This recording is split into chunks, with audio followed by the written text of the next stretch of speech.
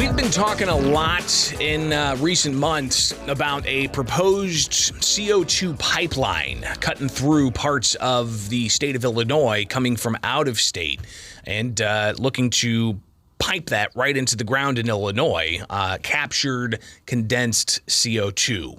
And it's something that I think is interesting to hear all the sides on this. It is Springfield's Morning News. I'm Greg Bishop on 92.7 WMAY, Springfield's News and Talk. And the latest is from Governor J.B. Pritzker and also State Representative Wayne Rosenthal.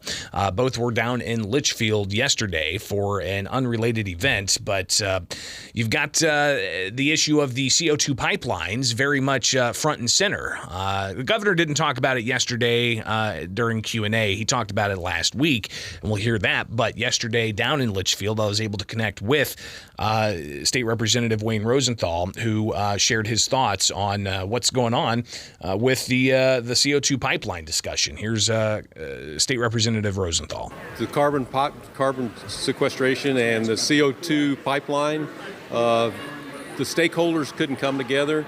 For me, the big thing is the specs on the pipe itself, because what they're using is the specs for pumping oil, and this is high pressure liquid CO2, which is 2,200 PSI. So those are things I think that are important. A lot of discussions to go on. None of them are there yet.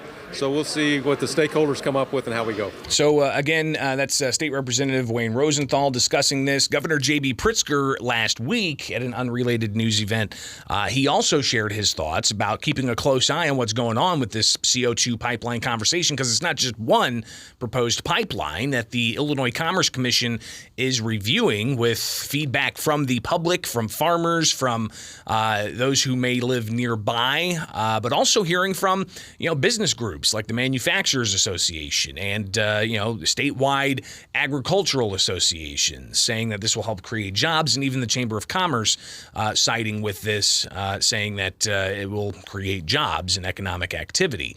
But you've got all eyes on this, including Governor J.B. Pritzker from last week.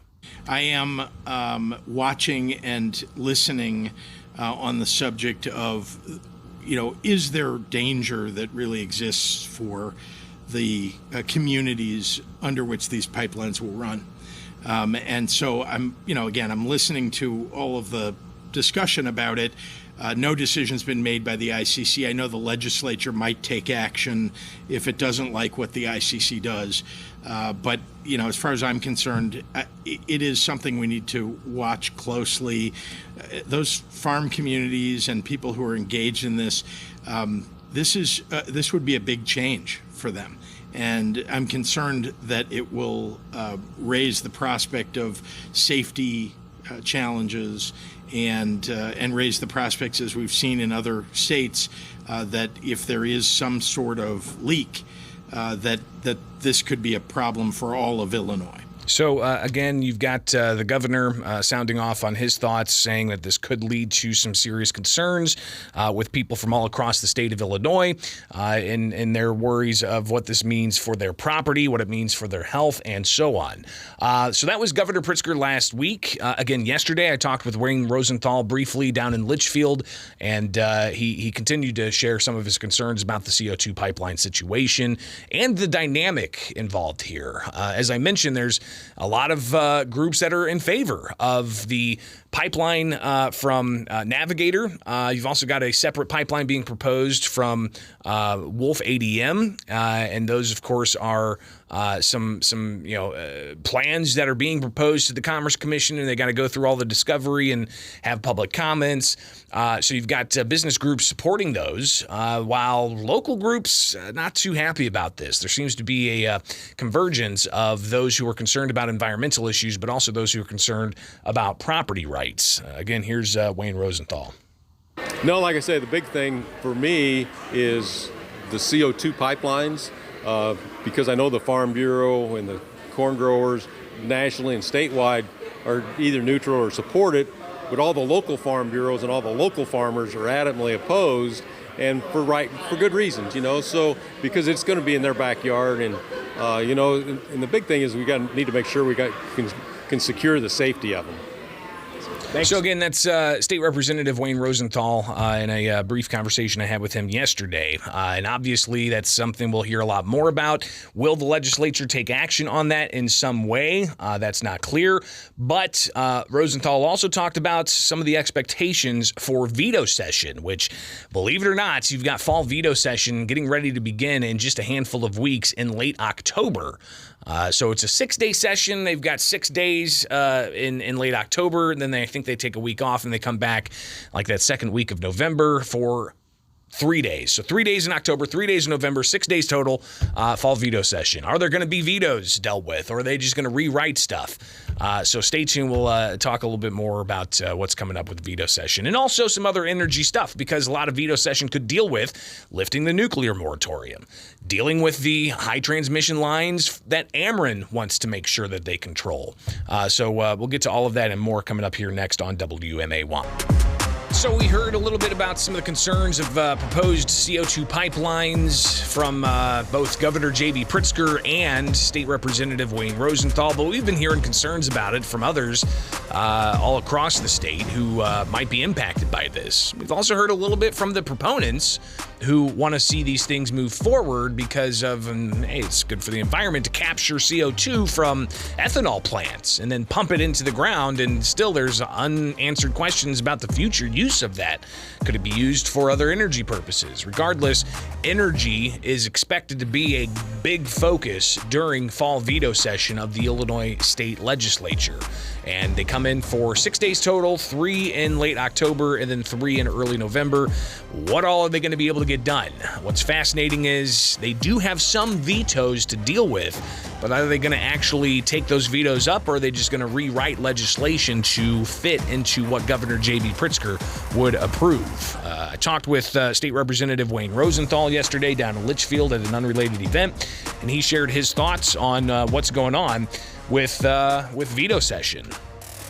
So a lot of unknowns because, the governor vetoed a couple bills, one the nuclear bill and then the Ameren right of first refusal for their power lines. So whether those get called or not, or whether there's negotiation, of course, they both passed the House initially. And, even though we only had 63 votes, but there was like 10, 12 people that didn't vote on the Ameren bill. So I don't know what's going to happen there, and then you like to say the Invest in Kids, there's a lot of discussion on that, never got called during general session. And that's the program that allows for donations to a fund to allow for those dollars to go to families who want to send their kids to a school of their choice. We'll talk more about Invest in Kids in the days and weeks ahead as we see what kind of movement, if any, is actually going to transpire on that front, because veto sessions also, when they have to deal with the Invest in Kids program. This was a program that was set up several years ago. It expires at the end of this year. If it expires, then there's going to be some families in limbo with only half a school year being funded for a school of their choice.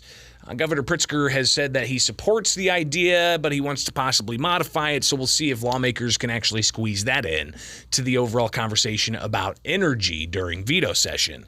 But Wayne Rosenthal talked about how important it is that something's dealt with when it comes to that bill allowing Ameren right of first refusal for new high transmission power lines. He says the state has to get this right because we're already paying a lot for energy in the state of Illinois, and some have concerns that the policies of renewable energy that the Pritzker administration has put into effect is actually going to cause the price of energy to increase even more.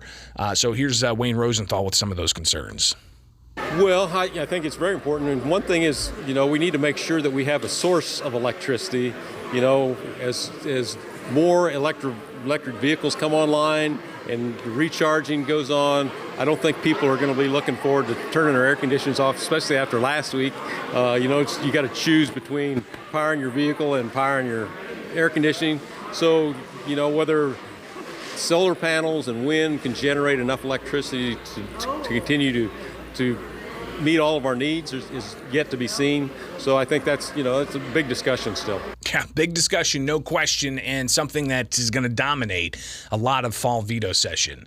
But again, you've got the Ameren utility line bill How are lawmakers going to come together on that? You've got the lifting of the nuclear moratorium. We've heard a little bit of the governor talking about how he wanted to make sure that it was small-scale nuclear modules, not large nuclear plants. So these are obviously some things that are going to be top of mind for legislators heading into fall veto session. But what about the Invest in Kids program? What about that measure from State Senator Jason Plummer that would hold harmless those firearms owners who went out and purchased a firearm during the 6-day window of an injunction being in place against the state's gun and magazine ban? They went out and what are they going to be held liable? Well, State Senator Jason Plummer has that measure. Will that advance at the State House? Will they deal with any kind of ethics reforms at the State House? Big unanswered questions. It's going to be a busy, busy, busy fall veto session, but we've got some weeks to prepare for it. So we'll definitely be watching that closely for you here on WMAY. I'm Greg Bishop. Follow me outside of the show. Just search Bishop on Air, and we can connect that way. Facebook, X, YouTube, Bishop on Air.